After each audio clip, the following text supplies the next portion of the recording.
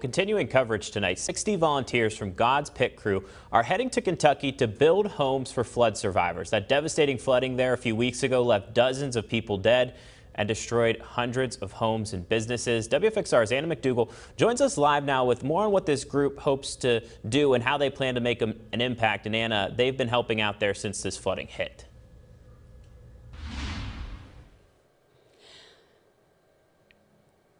Drew, the volunteers and staff with God's Pit Crew have been preparing for several weeks for this deployment, and they are now set to head out this weekend. As God's Pit Crew gets ready to deploy to help those affected by the catastrophic flooding in Kentucky, the Director of Public and Media Relations tells me that the process for preparing for a disaster like this is a bit more involved. Our immediate response coordinator teaches classes in how to run a chainsaw. We teach people how to safely get on a roof and tarp a roof or repair a roof. There is a lot involved with going in. Suzanne Honeycutt tells me part of the preparation is working alongside emergency response and law enforcement organizations in the area they're going to make sure they are bringing the most accurate relief supplies to the areas that need it most. So there's a lot of moving parts to our preparations to leaving.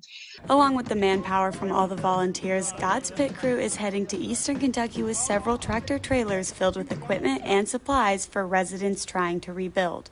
So we will be hitting the ground running Monday morning with our volunteers getting out to remove debris, cut trees, tarp roofs, muck homes, help dry out homes, chainsaws, dehumidifiers, tarps, and a lot of people with a lot of love in their hearts out there trying to help those who desperately need it. The volunteers are scheduled to be in eastern Kentucky for 3 weeks, but Honeycutt says this is subject to change depending on the needs and circumstances of the situation.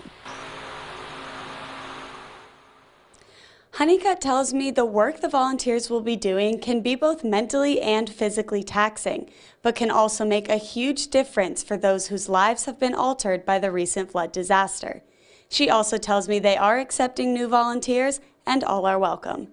Reporting in Lynchburg, Anna McDougall, WFXR News.